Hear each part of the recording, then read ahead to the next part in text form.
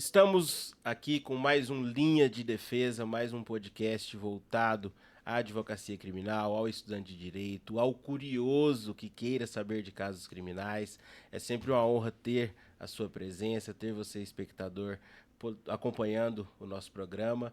E hoje nós teremos uma conversa extremamente profícua, sensacional, com dois profissionais que o Dr. André vai apresentá-los logo logo. Eu quero pedir, desde já, você que acompanha esse podcast, deixe seu joinha, compartilha com seus amigos, esteja aqui sempre presente conosco, porque tenha certeza, sempre há um programa melhor que o outro para poder compartilhar e você aprender e acrescentar, seja na sua profissão, seja no seu dia a dia. Estou aqui com meu irmão, Dr. André, o cabeça, o mentor deste podcast. É sempre uma satisfação muito grande tê-lo aqui comigo, meu irmão. A satisfação é minha, Dr. Renato, parceiro, irmão de vida, e agora, né, estamos aqui nessa jornada. E hoje, Renato, temos dois convidados aí que, olha, tem história, viu? Olha aqui, nós perdemos ali, olha, ficamos que 10 minutos aqui só no briefing, pensando no que falar, porque são muitas histórias. Tenho aqui, então, hoje a honra de receber o Dr. João Marcos, advogado. Obrigado. Um amigo também que a advocacia trouxe, né? Alguns anos aí nos encontramos nos eventos da vida. E Dr. Will Lobo, que dispensa também comentários, grande psiquiatra forense e uma pessoa assim que realmente atuamos em alguns casos ali e que tem uma história aí para contar aí de casos que eu tenho certeza que vai assim enriquecer muito o conhecimento de todos por esse lado que pouca gente sabe, que ali auxilia muito a defesa criminal. Então, Dr. João, Dr. Welde, sejam muito bem-vindos ao Linha de Defesa. Dr. João, vamos lá. Muito obrigado, meu amigo. Boa noite a todos os telespectadores que estão ao vivo nos assistindo. Quero agradecer imensamente o convite, fico lisonjeado, meu amigo. Agradeço muito. Espero e faço votos de muito sucesso para essa nova jornada para vocês, tá? E muita prosperidade. Sou o Dr. João Marcos, sou advogado criminalista, atuo na área criminal há mais de 10 anos, já passei em cartório criminal, já trabalhei com juízes, já trabalhei no Ministério Público, passei em concursos e vim para a advocacia há alguns anos, me especializei na área criminal, direito penal econômico, em finanças também, e Tribunal do Júri. Sou atuante do Tribunal do Júri, faço muitos plenários aí e hoje vamos compartilhar muito conteúdo com vocês. Isso aí, Dr. Will Lobo também é uma satisfação muito grande. É difícil quem não conheça, sobretudo no meio forense, sobretudo quem nos acompanha cotidianamente, mas mesmo assim acredito que seja importante. Pode ser que tenha um ou outro que não o conheça. Conta um pouco para nós quem é o Dr. Will Lobo, enfim, um pouco da sua trajetória, para quem está nos acompanhando possa conhecê-lo melhor. Perfeito. Dr. Renato, Dr. André, então a amizade traz elogios além daqueles merecidos. Dr. João Marcos. Então, eu sou médico psiquiatra forense, com atuação há aproximadamente 22 anos, né? Então, praticamente a idade aqui de vida do Dr. João Marcos.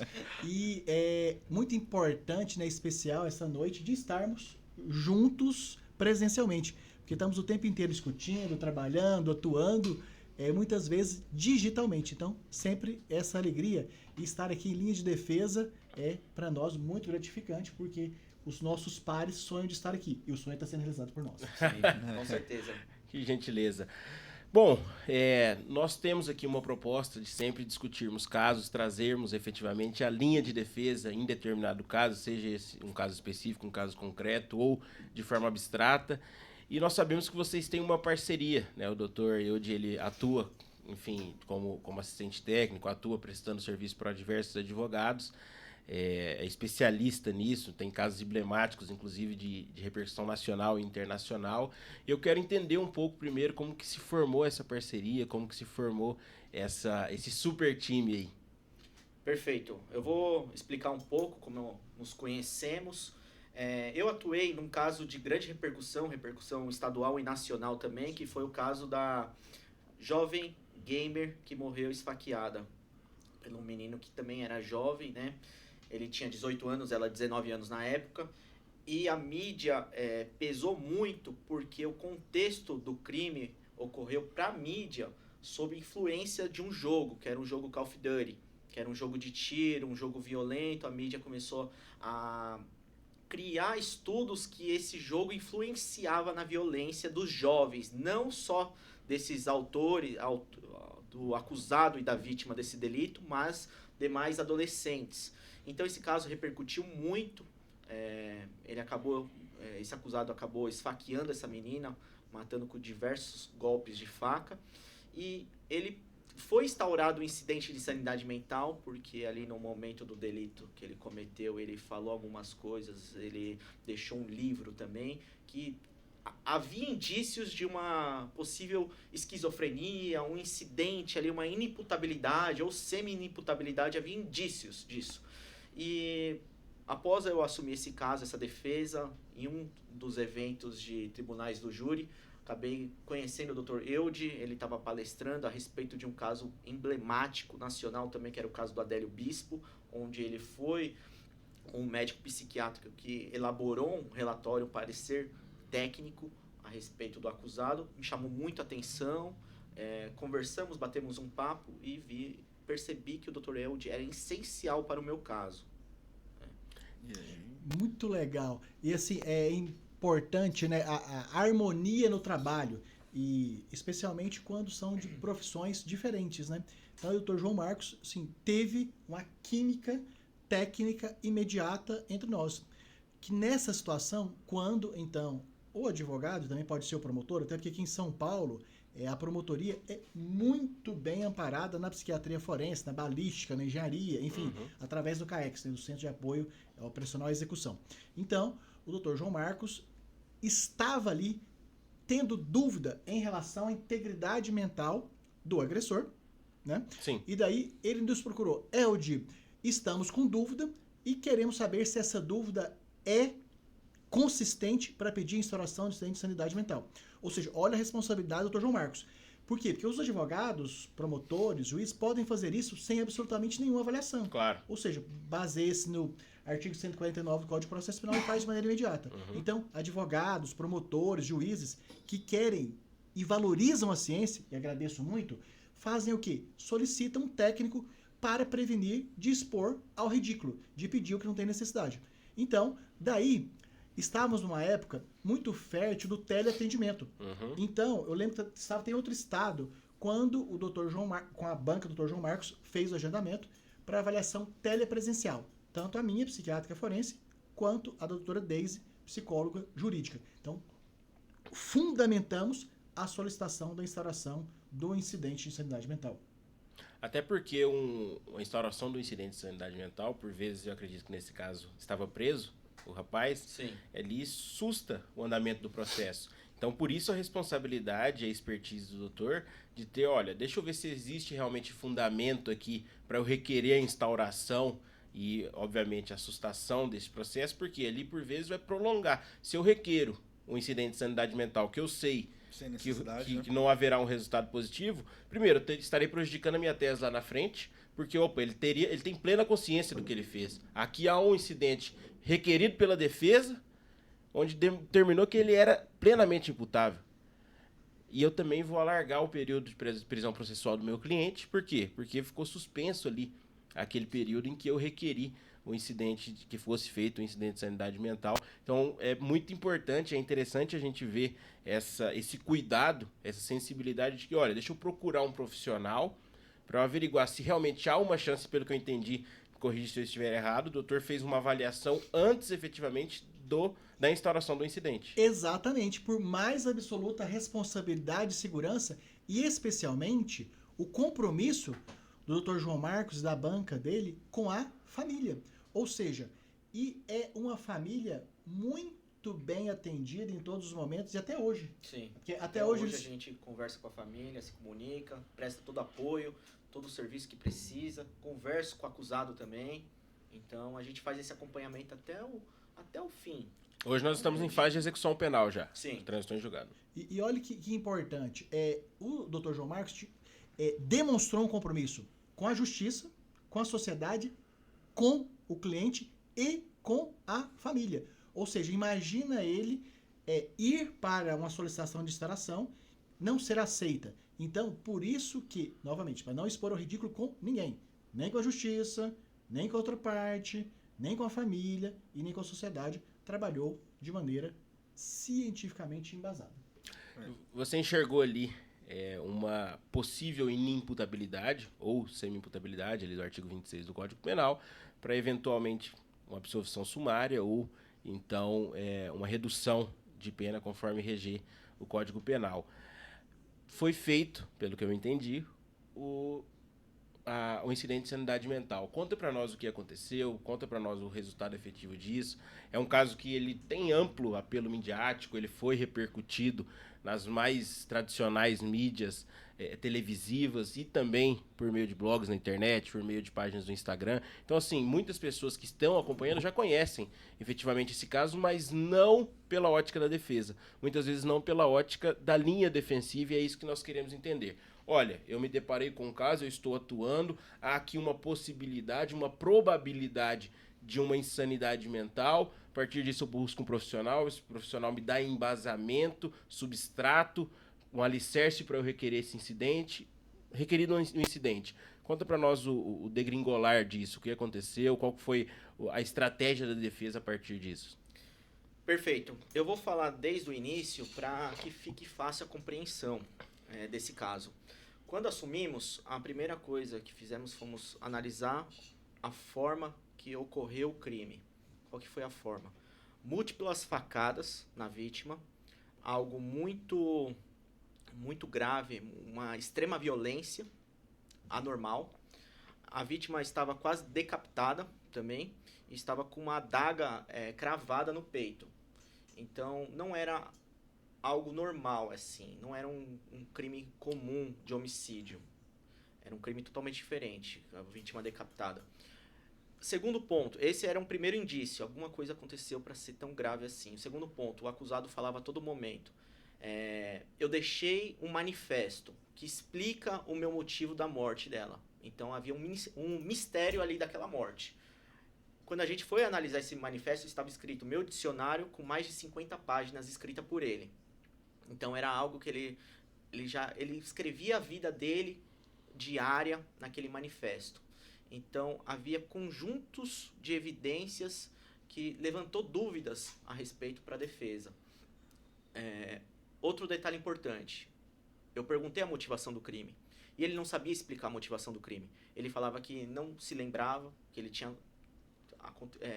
ocorreu um surto, um apagão na cabeça dele, e quando ele ficou consciente, ele já estava em cima de um viaduto de São Paulo e queria se matar, se suicidar. Ele ia se jogar do viaduto. Então era mais outro indício. Então a gente juntou esses indícios, né?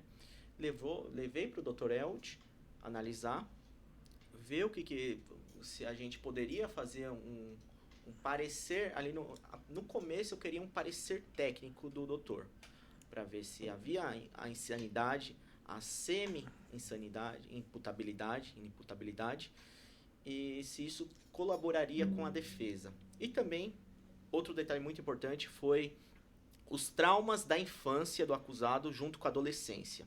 Então, na vida pessoal dele, havia conjuntos ali que prejudicou muito. O primeiro ponto, ele foi abandonado pelo pai, então só teve a mãe. Segundo ponto, ele sofria bullying a vida inteira, na escola e depois até em outros lugares que ele ia, na igreja, qualquer lugar que ele frequentava, ele sofria bullying.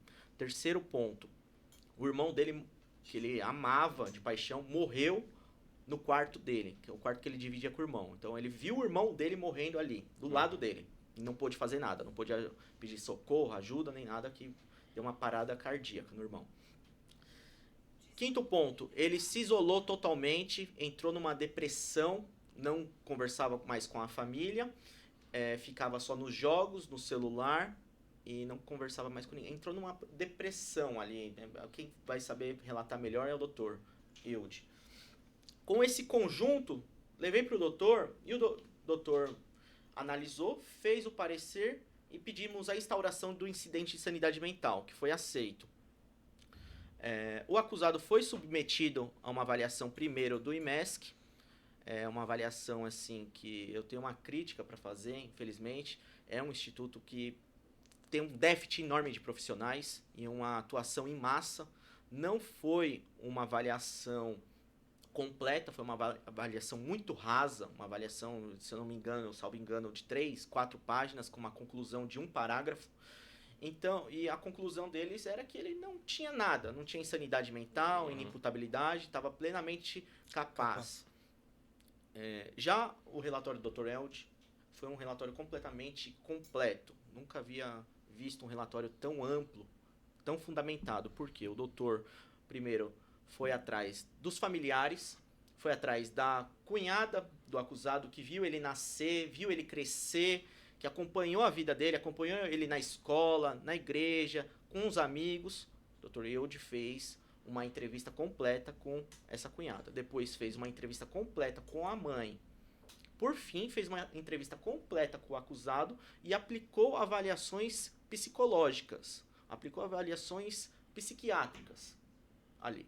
E fez o relatório completo, com esse conjunto de provas, um relatório amplo, um relatório com mais de 30 páginas, 40 páginas, que tinha muitas informações e fundamentos, que foi a conclusão de que o Dr. Eld diagnosticou ele, deu um parecer de um transtorno delirante persistente, onde havia uma possível esquizofrenia. Inclusive, mais um detalhe que o acusado falava para mim, até no presídio, que ele ouvia vozes a todo momento, vozes de comando. Ele falou para mim uma hora que as vozes mandavam ele matar a menina, matar a mãe, matar os familiares, entrar numa escola, fazer uma chacina.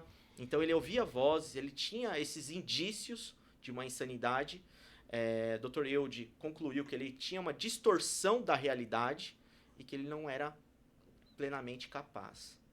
E aí dentro desse contexto, né, eu acho que a questão trazida da complexidade da perícia, e o Dr. Eld pode falar um pouco melhor sobre essa situação, é que acho que não é tão simples assim, né? Nós vemos algumas perícias do Estado, e já vi nesse sentido, que vai lá, faz uma entrevista com a pessoa só, literalmente, ali de 10 minutos, e principalmente agora, né, entrando agora com essa questão do criminológico, de toda a situação, em massa, como se fosse avaliar a pessoa ali em 10 minutos, o profissional do Estado conseguisse entregar aquele resultado. E aí acho que vem a qualidade do doutor, e já vi laudos, porque já contratei o trabalho do doutor. Obrigado. Então sei da qualidade desses laudos, de trazer esse histórico, de trazer essa perspectiva realmente, né? E aí o doutor pode entrar nesse mérito do o que leva, como a medicina pode explicar esse tipo de situação. Perfeito. E aqui, suplementando, né, porque não tem o que complementar, o doutor João Marcos fala, nós fizemos também interpretações técnicas dos conteúdos dos vídeos que foram gravados logo depois que ele foi, que a polícia fez a abordagem dele, acho que levado pelo irmão, e protegido de suicídio. Então ele foi, logo depois dessa agressão contra a Sol, ele foi para o suicídio. Olha a gravidade dele. E que o irmão conseguiu convencê-lo de não se suicidar. Então, essa é uma parte muito importante. E desse documento, desse manifesto que foi relatado aqui, nós fizemos interpretação também. Então, nossa interpretação se estendeu aos conteúdos de imagens e escritos ao longo da história dele. Nesse sentido, a partir daí, acho que é uma situação muito interessante que o júri foi adiado. Acho assim, em linha de defesa, essa questão de, dentro desse contexto do nosso trabalho, do parecer, das discussões, das discordâncias, ocorreu no primeiro júri marcado um adiamento. Acho que essa é uma parte bem interessante. Só para nós entendermos, em que fase, efetivamente, porque nós sabemos que em qualquer momento pode ser requerido, nesse caso foi requerido a instauração do incidente de sanidade mental? Foi nos primeiros dias após o crime ali, se eu não me engano, já no 10º dia. Ainda em fase de inquérito. Exatamente, em fase de inquérito. E aí nós temos uma perícia, nem sei se eu posso denominar dessa forma, mas acredito que o nome oficial é assim, feita pelo Estado, que nós sabemos que via de regra é extremamente supérflua, superficial, não consegue fazer um trabalho realizado de forma personalíssima, como por exemplo de um assistente técnico, que pega ali todo um histórico, e aí você Sim. trouxe muito bem a questão familiar, essa questão, e é muito interessante, eu quero, a dúvida, ela casa no seguinte sentido. O doutor disse que fez uma análise dos vídeos, né? Como é feita essa análise? Peraí, porque até para quem nos acompanha entender, basicamente, logo após a ocorrência do fato, o seu cliente ele filmou ali o ambiente e trouxe algumas palavras que estariam desconexas. A partir desse vídeo, como é feita essa análise? Doutor, pode explicar um pouco melhor do trabalho nessas ocasiões e especificamente nesse caso concreto? Perfeito. Doutor Renato, então o mundo virou vídeo, né? Então, tanto é que estamos aqui produzindo vídeo, conteúdo de alta qualidade, com muitos seguidores e assim por diante. Então, quando nós avaliamos o que temos disponibilizado para nós. Então, o Dr. João Marcos perguntou se a análise do vídeo gravado logo depois da agressão, do vídeo gravado posterior, quando ele se desloca, acho que de automóvel, e depois, quando ele está chegando para ser recolhido, então se tinham pertinências. Então, eram vários vídeos e nós selecionamos aqueles que merecia um tempo a ser investido para saber se o conteúdo dos comportamentos, das falas, dos modos de agir tinham correspondência doentio e tinham correspondência doentio que encaixavam na dúvida do incidente de insanidade mental.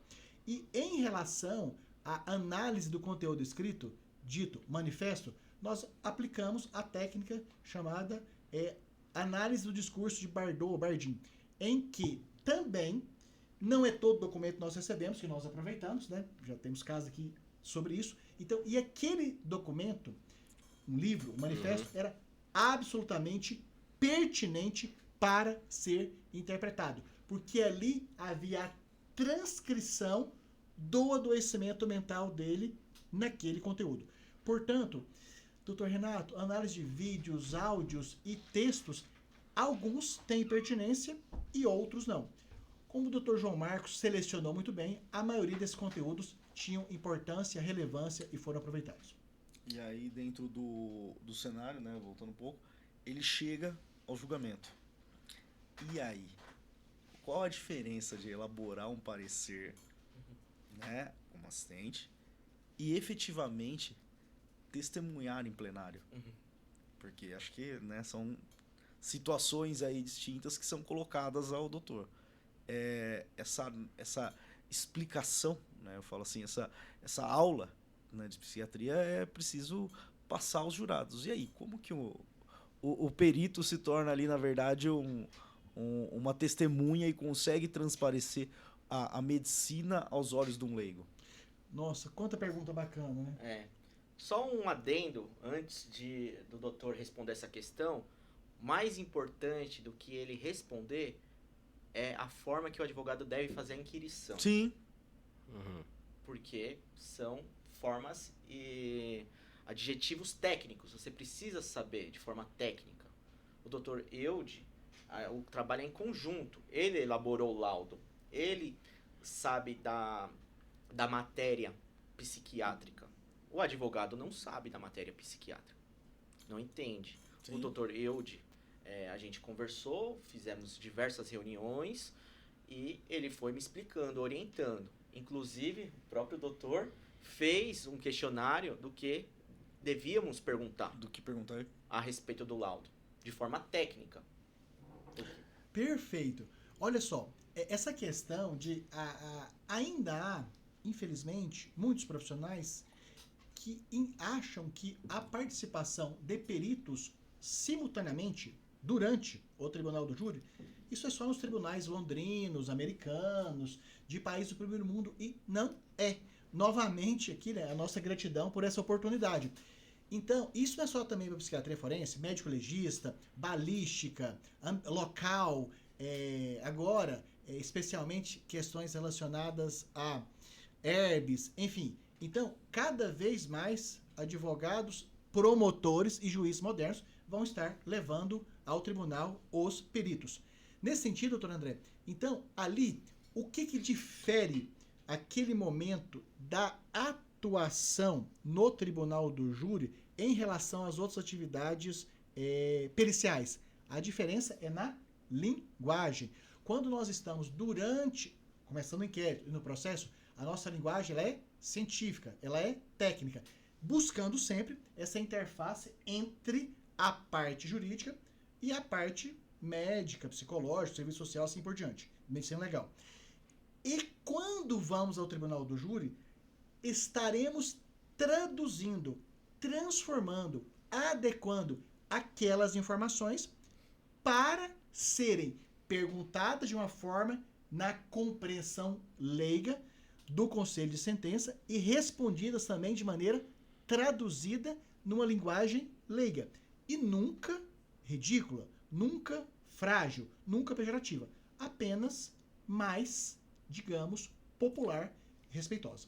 E aqui o João é mestre em inscrição, sei da escola que veio ao longo dos anos, né? Então, assim, sei da atuação. Esse tribunal do júri, ainda, não sei se o doutor lembra, acho que a gente estava na pandemia, se eu não me engano, em alguns dos plenários, e não podia entrar. Eu liguei pro João e falei assim, João, pô, eu acho que pra São Paulo assistir esse júri, pô. Coloca aí, eu tenho subs desse processo ainda. Até hoje tem lá meu nome por conta desses subs, porque é um caso extremamente interessante. E assim, eu sei que, além desse caso, o doutor atuou em vários outros de repercussão, é um grande tribuno, e a inquirição realmente ela é uma arte. E trazer a prova, né? Eu falo que hoje, tirando uma comarca aqui perto que não tinha nem TV, mas, né, trazer essa informação, mostrar aos jurados e demonstrar, né? Porque é aquilo, vai pro júri com uma situação dessa e fala somente embasado vamos falar assim, no vídeo, ele é. Não, pô, o advogado ele tem que ter essa sensibilidade de trazer um algo a mais. E aí trazer essa expertise do doutor que trouxe realmente essa possibilidade de trazer uma referência para trazer a tese de uma forma muito mais plausível e forte para que aquele jurado conseguisse entender, né, qual era a linha de defesa traçada, qual era a estratégia, mas principalmente o que era a prova que se apresentava naquele caso. Eu tenho uma série de dúvidas que vão surgindo, assim, sobretudo para quem não atua tanto ou está começando, é importante a gente esclarecer alguns pontos. Nada melhor do que os senhores para nos esclarecerem isso. Nós conversávamos aqui antes nos bastidores e o Dr. Eudes foi ouvido como testemunha técnica. Essa foi a expressão utilizada pelo doutor. E nós sabemos que nós temos ali pelo Código de Processo Penal a figura do assistente técnico, né? Primeiro, há efetivamente uma diferença entre o assistente técnico e a testemunha técnica. Por exemplo, artigo 422 determina até 5 testemunhas. As partes podem arrolar. Nós sabemos isso, enfim, eu já tenho batalhado e na maioria das vezes vencido. O assistente técnico ele não integra aquele rol de 5 testemunhas, apesar de ser compromissado. Ele é oitivado antes do interrogatório, então presta compromisso. Mas no caso, e até para eu entender, o assistente técnico, uma testemunha técnica, ele é como porque não é uma testemunha do fato, mas é compromissado, porque muita gente, sobretudo promotores, em casos, por exemplo, em que nós atuamos e que é assistente técnico, eles tentam descredibilizar. Falou, aquilo ali é um assistente contratado pela defesa, ele está ali para falar o que a defesa quer, os interesses da defesa. E muitas vezes não. E muitas das vezes o assistente técnico, e aí vai de nós, porque primeiro eu contrato um parecer técnico, eu não tenho obrigatoriedade de juntar ou não, mas, ora, ele não tem obrigação de fazer aquilo que eu quero. A obrigação dele é com a ciência, é com o método.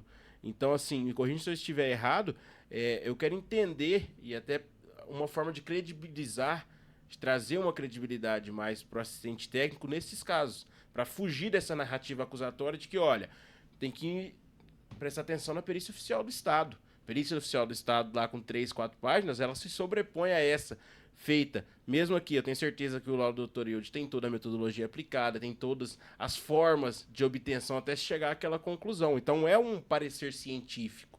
Mas mesmo assim, há uma narrativa acusatória, em muitos dos casos, e eu acredito que aqui não tenha sido diferente, de que, olha, não, o importante é o parecer do Estado, é aquilo que foi dado na perícia. Como contrapor, como combater essa narrativa e como credibilizar, além dessa questão da necessidade de falar a linguagem dos jurados, como credibilizar, trazer uma credibilidade efetiva para, olha, eu estou dizendo algo diferente aqui do que disse o médico psiquiatra do Estado que avaliou. Como fazer esse jogo?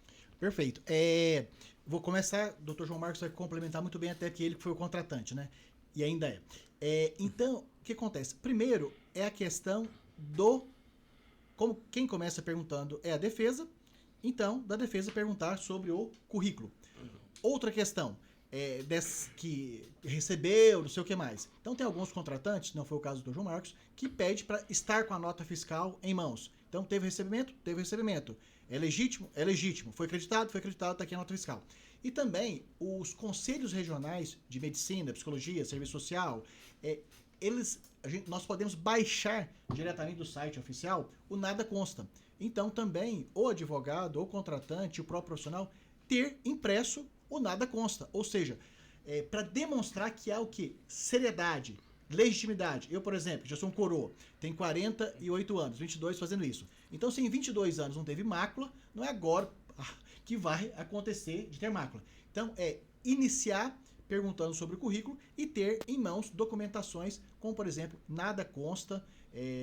E tem alguns que são até mais rigorosos que eu, que levam o nada consta da Receita Federal, levam o nada consta cível, ou seja, nunca agrediu ninguém, não tem problema com a Receita Federal e assim por diante. Em relação a essa descredibilização tentada, geralmente isso não funciona para quem tem experiência e contamos sempre que quem nos contratou não aceite nos rebaixar, como aconteceu aqui.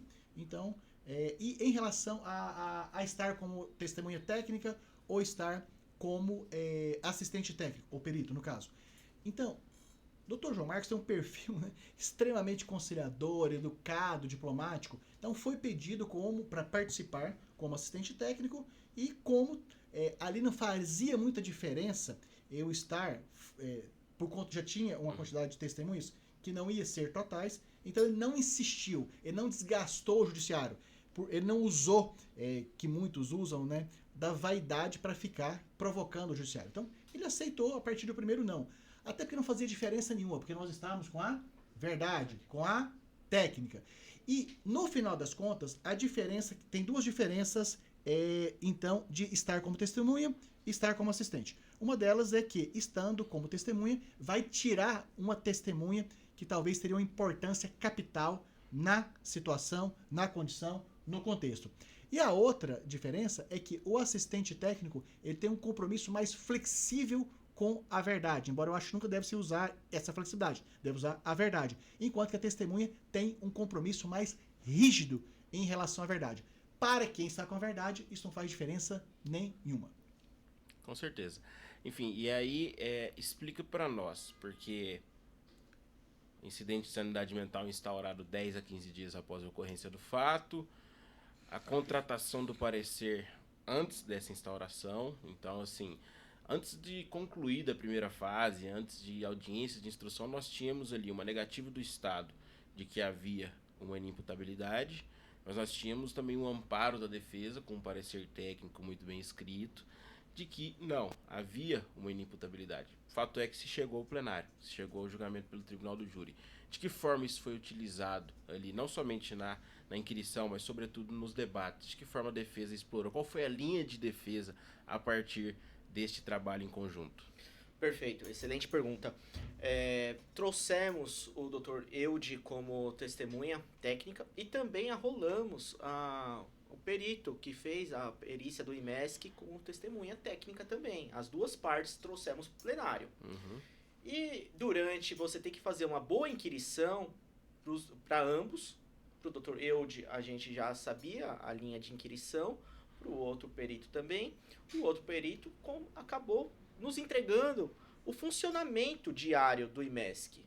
A alta demanda, o déficit de funcionários, a meta que eles têm que cumprir, a agilidade ali que eles têm que cumprir aqueles laudos, as avaliações por dia, mais de 10, 15 avaliações por dia. Então, para eles, não é um caso, cada caso é um caso para eles e bora, vamos correr. Dr. Eude não. Dr. Eude é um caso específico, é um caso que já faz mais de 4 anos, ele se lembra dos detalhes até hoje, vai se lembrar por muitos anos ainda. E durante essa inquirição foi muito favorável, por mais que o laudo do perito do IMESC não foi favorável para a defesa, mas a inquirição foi ótima. E Sim. Isso é uma recomendação que eu faço a todos os advogados. Traga um outro perito, explore ele, faça perguntas, explore sobre o currículo do outro perito. porque foi algo que eu fiz muito a respeito do Dr. Eudes, porque eu sabia que o Ministério Público, o promotor, ia descredibilizar o Dr. Eudes, porque ele estava pela defesa. Mas eu perguntei, doutor já fez laudos para defesa? Sim. Doutor já fez laudos para acusação? Já. Doutor participa de palestras, congressos nacionais? Sim. Internacionais? Diversos. Então você traz a credibilidade do doutor ali. Você aumenta. Então é algo que, se ele faz laudo para o Ministério Público, por que ele não pode fazer para a defesa também? Se ele faz para acusação, qual que é a diferença da defesa? Então, é dessa forma que a gente vai conduzindo o plenário ali para ser favorável para a defesa.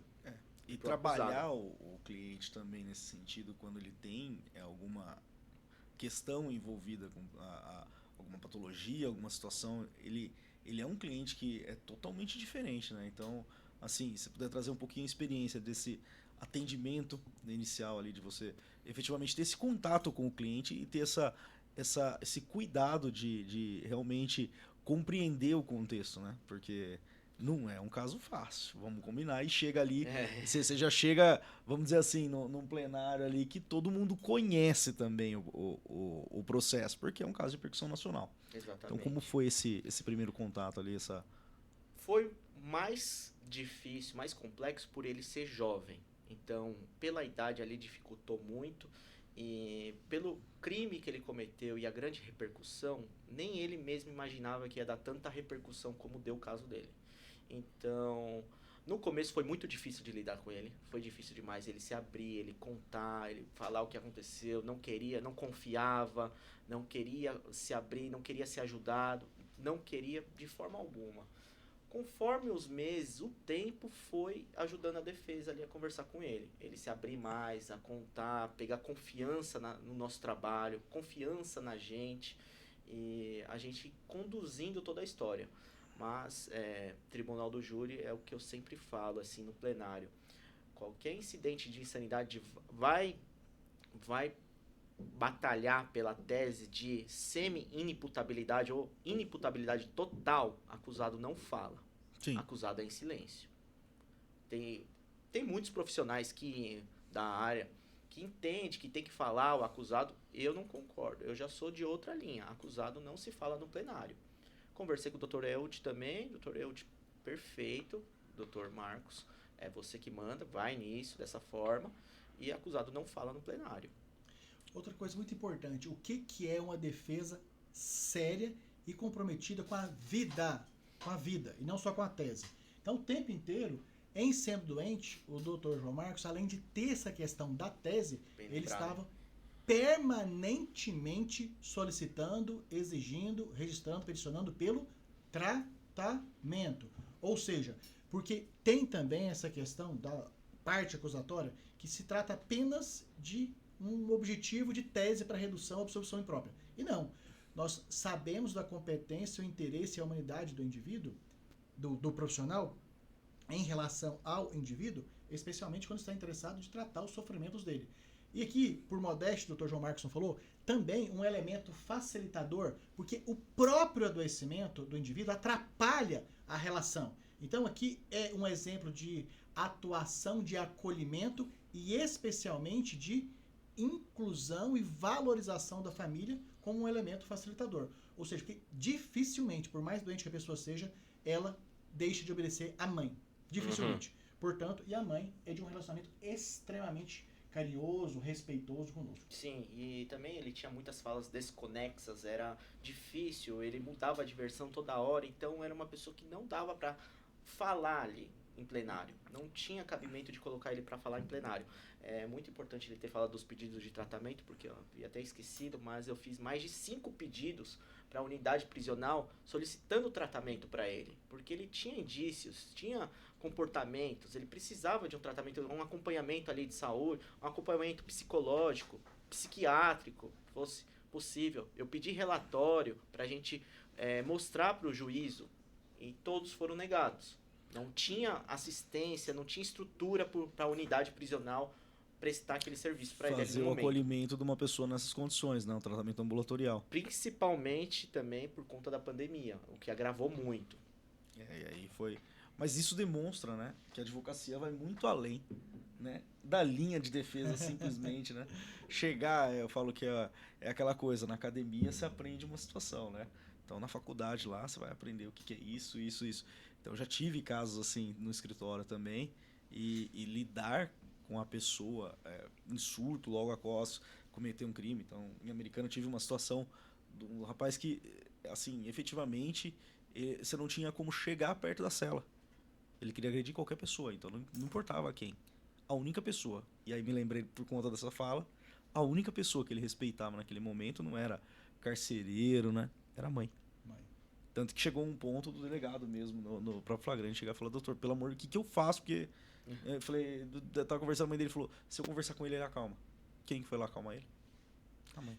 Doutor André, eu lembrei de uma situação que não foi a mãe que convenceu, era um indígena. Então foi o líder indígena tá vendo? que convenceu. Então, tive essa lembrança aqui, saindo um pouco. Os insights. Tem pouquinho tempo aqui, né? Pouquinho caso por aqui. Dá pra ficar uns 3 dias aqui contando história. Só pra eu entender, tá, doutor João, e é muito interessante o caso aqui, é enriquecedor inclusive pra nós, a gente está aqui aprendendo com toda certeza. Há uma discussão muito grande a respeito de que se os jurados votam ou não imputabilidade ou sem imputabilidade. É uma discussão, inclusive, premente ali nos tribunais superiores, decisões do STJ pelo sentido contrário, de que os jurados, se não há um laudo embasando aquilo, laudo oficial, não podem julgar. Como foi feito nesse caso? Houve efetivamente essa votação, o juiz foi por essa linha de entendimento. Porque eu acredito que o entendimento da defesa, ou melhor, a linha de defesa nesse caso era, mesmo havendo um laudo oficial negando a inimputabilidade, eu tenho outro que me embasa, e aí eu vou requerer aos jurados, juiz natural da causa, que avaliem uma semi-imputabilidade ou uma inimputabilidade completa. Nesse caso, isso foi dado aos jurados, essa oportunidade de avaliarem mediante a votação dos quesitos? Olha, a magistrada que conduziu o plenário, ela incluiu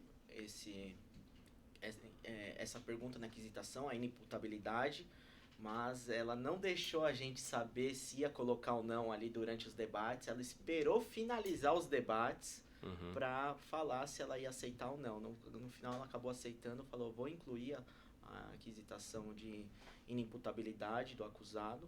Foi a inimputabilidade, não incluiu a semi. E ela foi muito flexível, assim. Eu achei ela totalmente imparcial. Superou minhas expectativas ali. O que hoje, infelizmente, é difícil de se encontrar, né? A imparcialidade. Mas interessante até porque abre um precedente para outros casos.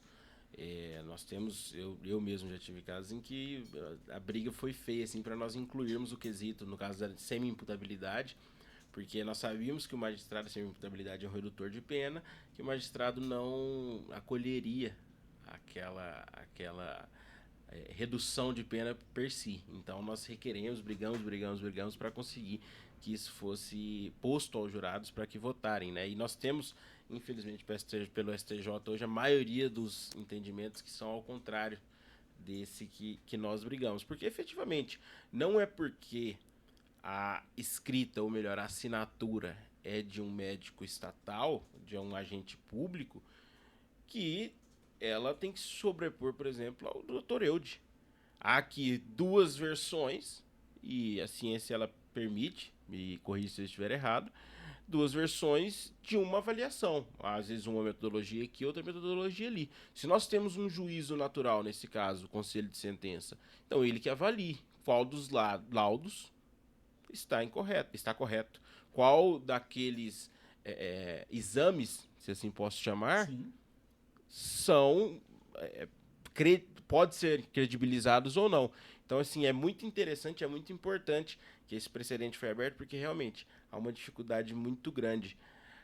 E aqui dentro dessa mesma questão, o doutor, ao que me parece, é acostumado a atuar em plenários, no caso como assistente técnico, ou não? Sim, há 22 anos, ou seja, volta aqui.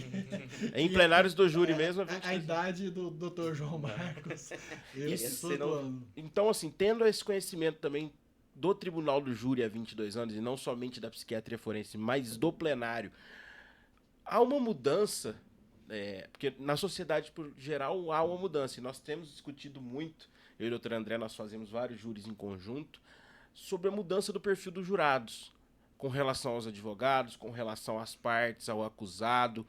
E houve essa mudança com relação ao psiquiatra forense? O doutor percebe que há uma mudança sob o olhar do jurado? Como é que o doutor é enxergado a partir de uma ótica de que, olha, eu estou aqui contratado pela parte, mas eu tenho compromisso com a verdade, apesar de ser um compromisso flexível.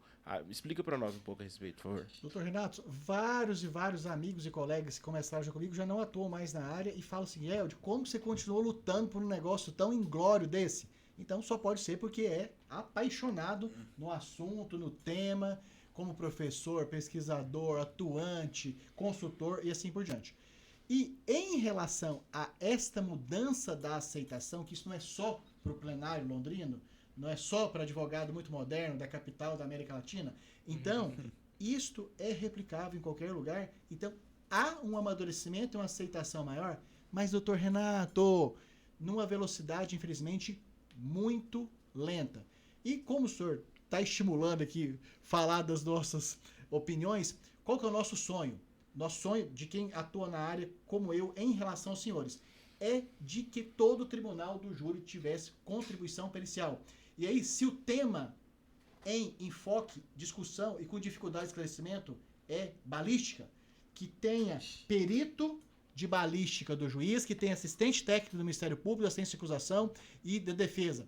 Se tem uma temática de herb, que tenha assistente técnico das partes, que tenha perito juiz do tribunal do júri. Então, o nosso sonho de quem atua na área é que haja uma mudança acelerada para que profissionais da ciência contribuam mais e há uma perspectiva também mais lenta que a esperada, que os jurados também querem mais provas que tenham consistência.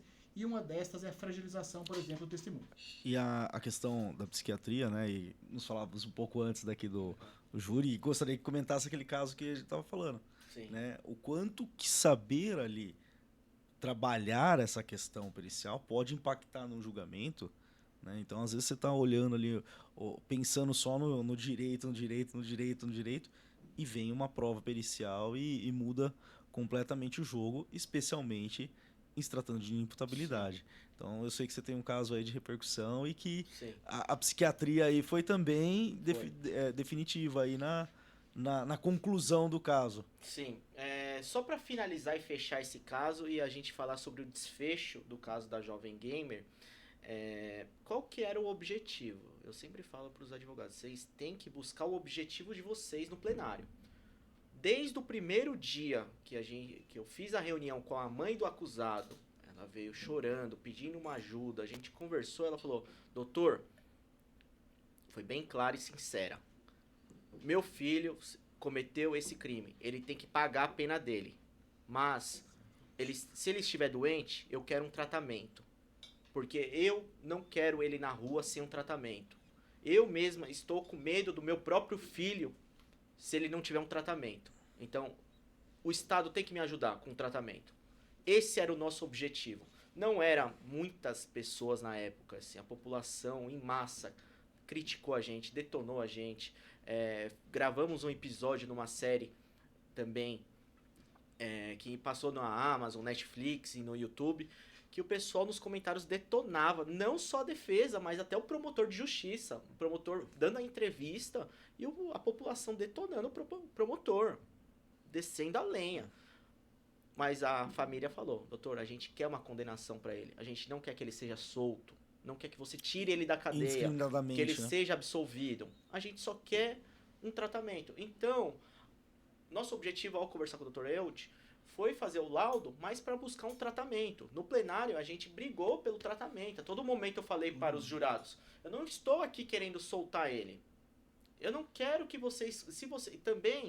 Se vocês condenar ele como uma pessoa normal aqui, imputável... Ele sai daqui a pouco. Ele vai sair. E eu trouxe 2 casos aqui para vocês, senhores jurados. Eu trouxe o caso da Elise Matsunaga e trouxe o caso do Champinha. Elise Matsunaga matou, esquartejou e ocultou o corpo. Fez pior que meu cliente. Meu cliente, ele só matou, ele não ocultou o corpo, não esquartejou. Ele matou. Ela fez todos esses delitos. Saiu em quanto tempo ela tá solta? Em 9 anos. Ela progrediu de pena.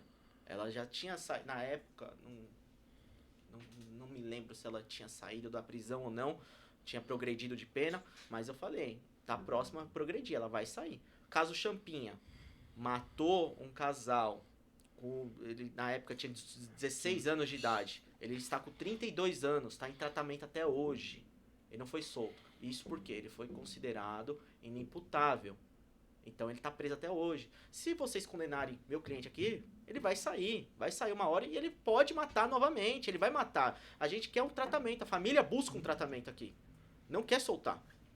Aí explanei bastante o caso, detonei muito meu cliente, eu falei pra ele, eu vou te detonar lá no plenário. Você vai ser detonado porque sua mãe quer um tratamento pra você, não é você que vai querer sair Até sem tratamento, sem nada. Ela tinha consciência do que ele, né? Exatamente, a mãe tinha consciência. No final, nossa tese não foi acolhida, foi amarga, porque foi 4-3 por um voto, mas não tinha problema, porque a juíza acatou a nossa tese. Ela foi lá e aplicou a condenação com tratamento para ele e acompanhamento mensal, tanto de psicólogo e psiquiatra. Por isso que eu digo, para todos os advogados sobre esse caso, os jurados não acolheram a nossa tese, mas a magistrada...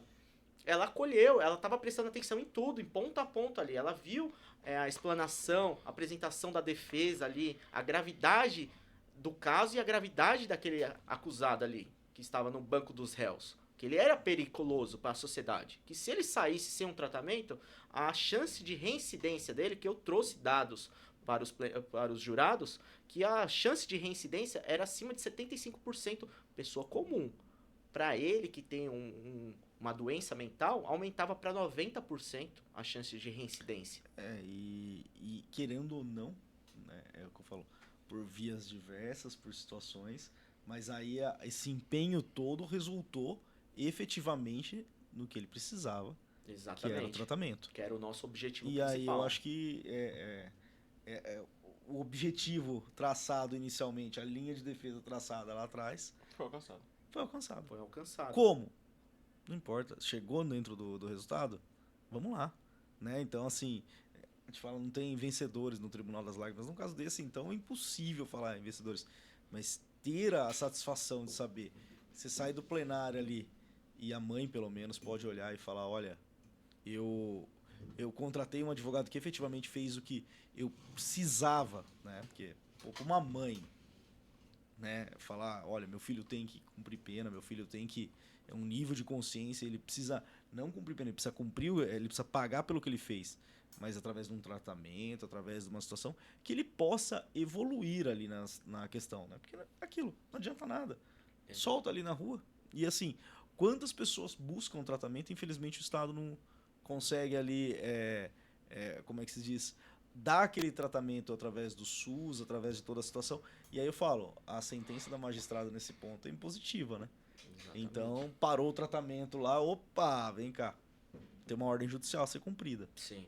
Então é importante. E a questão de olhar o processo além do processo, né? Sim. Porque assim, a pessoa que olha friamente fala aí, o advogado não alcançou o objetivo, foi condenado o cliente dele.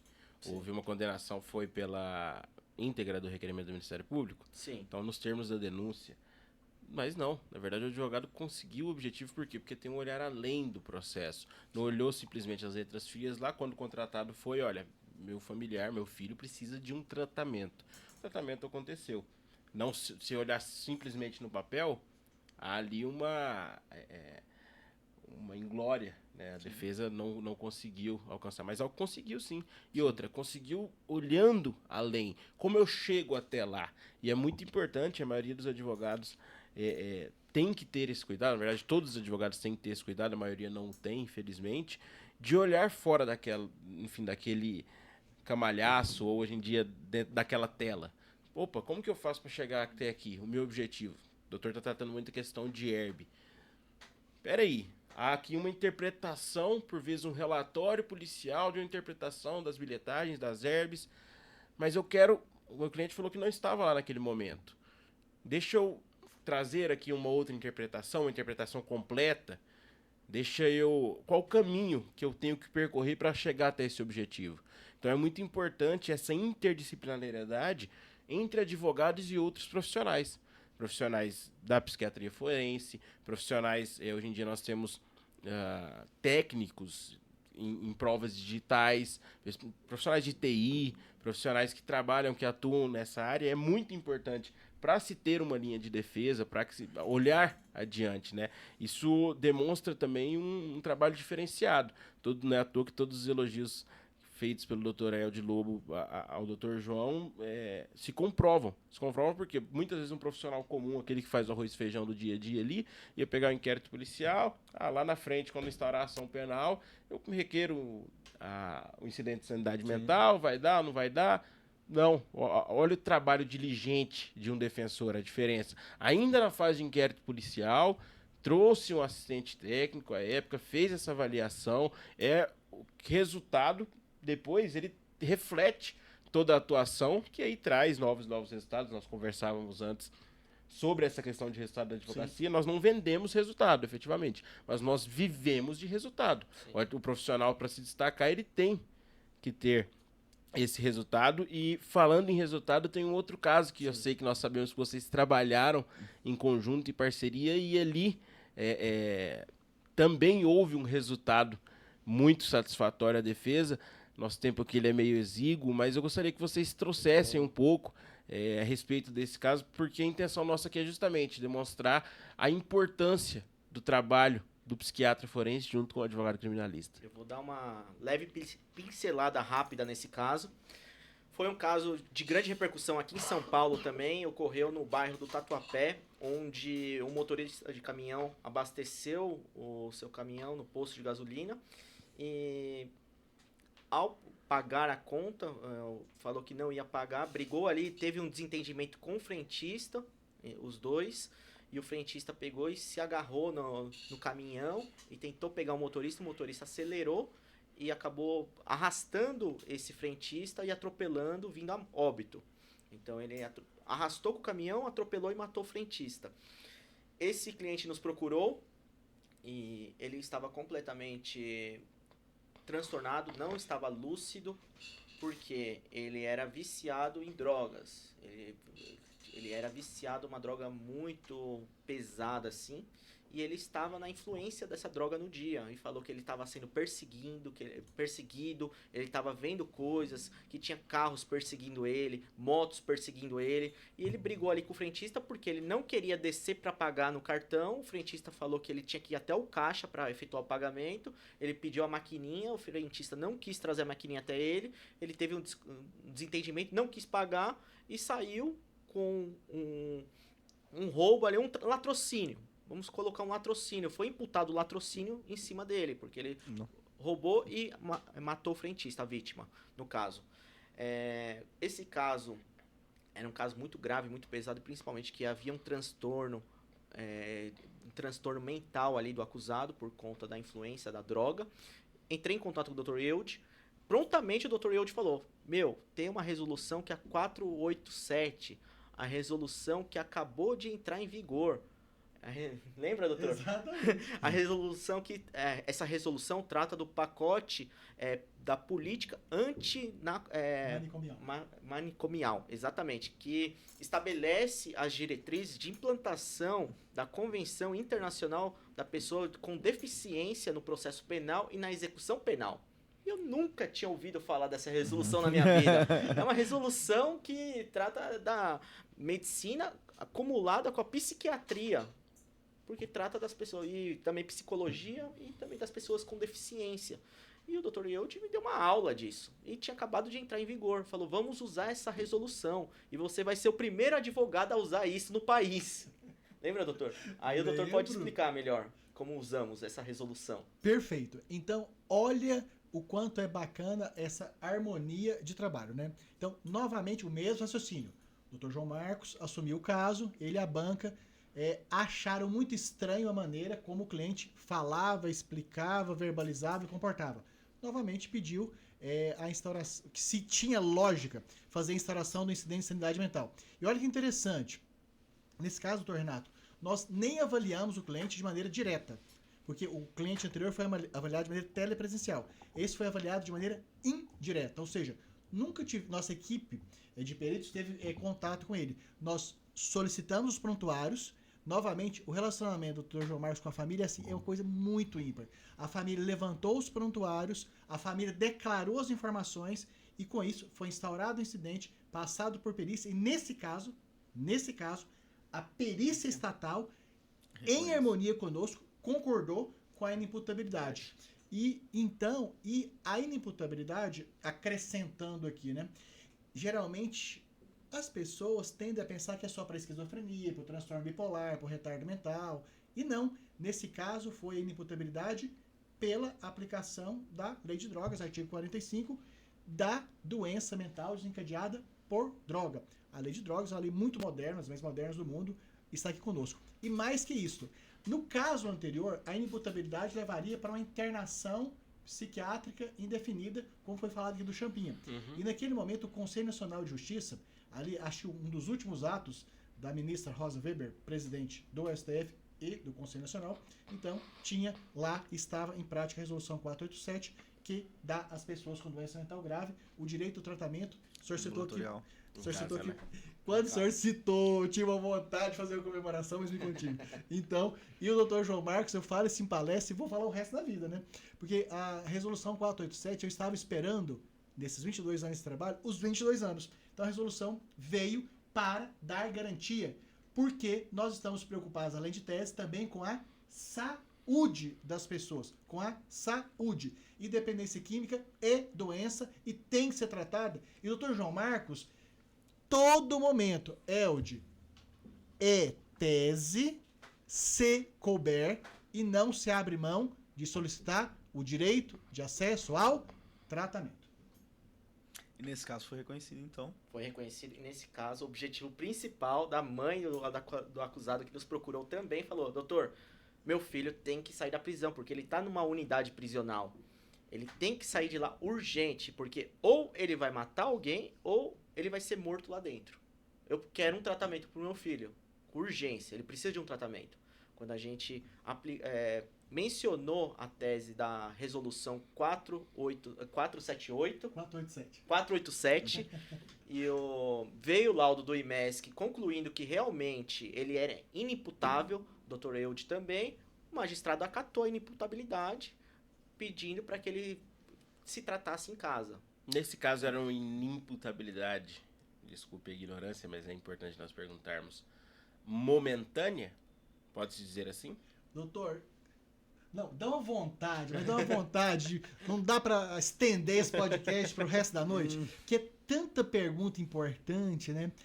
Doutor, voltando àquela questão comparativa anterior, a esquizofrenia é um tipo de adoecimento progressivamente deteriorante, ou seja, ela vai agravando continuamente.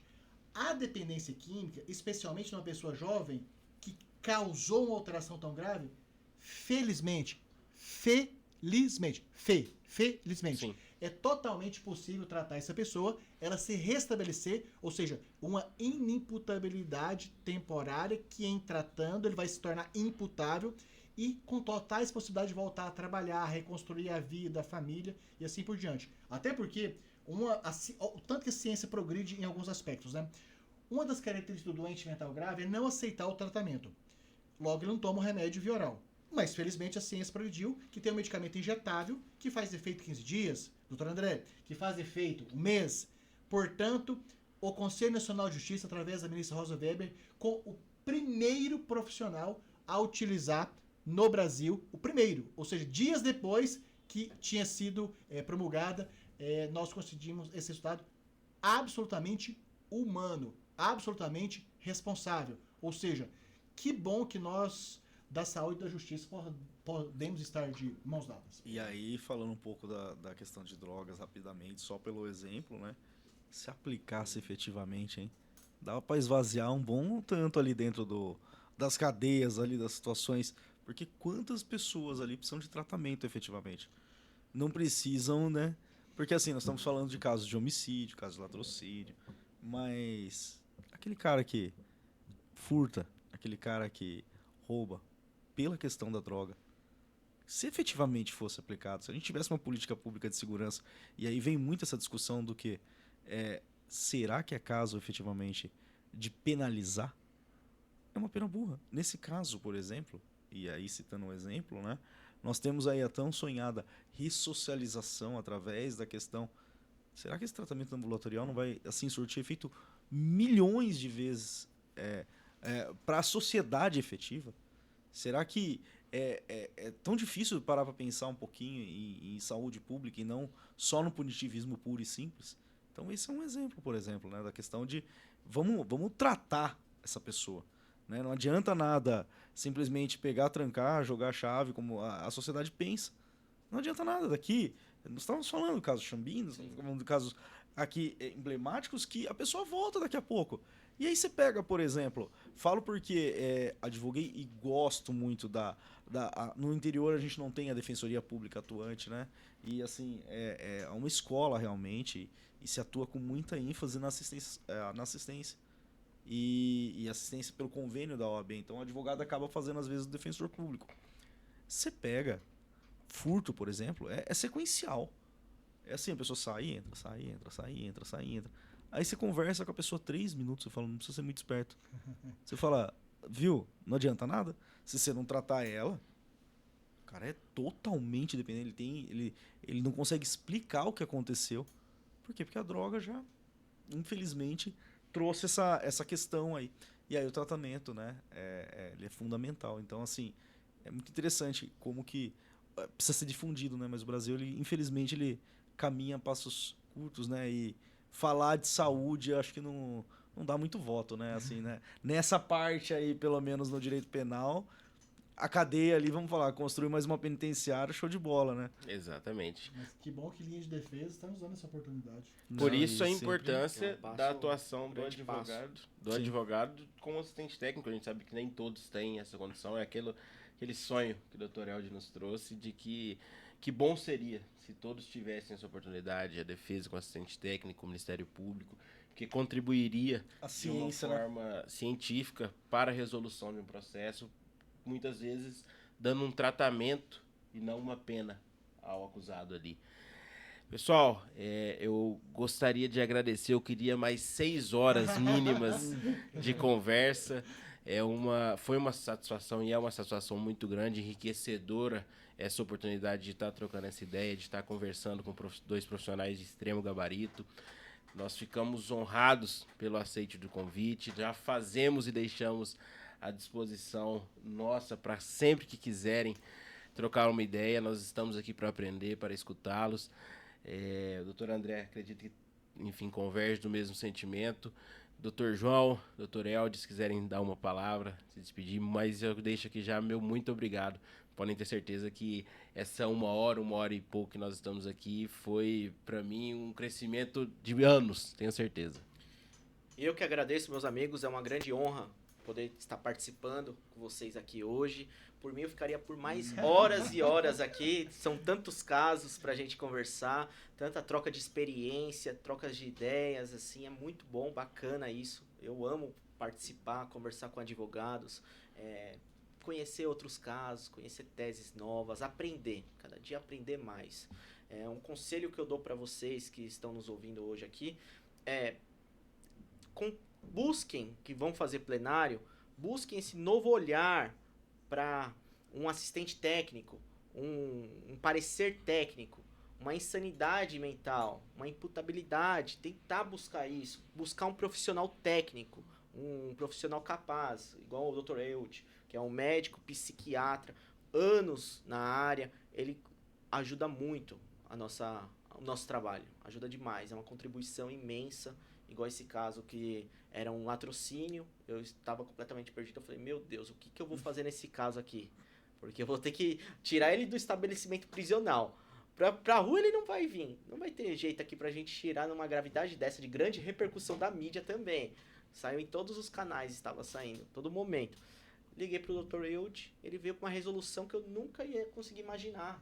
Ele veio encaixou como uma luva pra mim. A cereja do bolo tava lá, né? A cereja tava na mão dele. Então busquem esses profissionais especializados nessa área.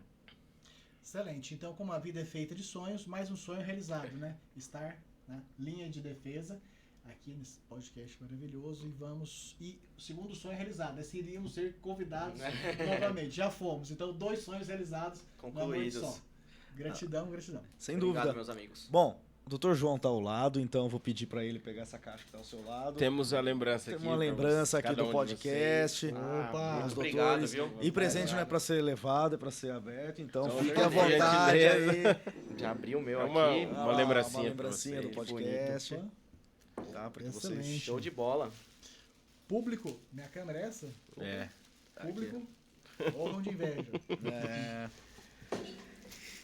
Pessoal, mas é isso aí. Obrigado mais uma vez.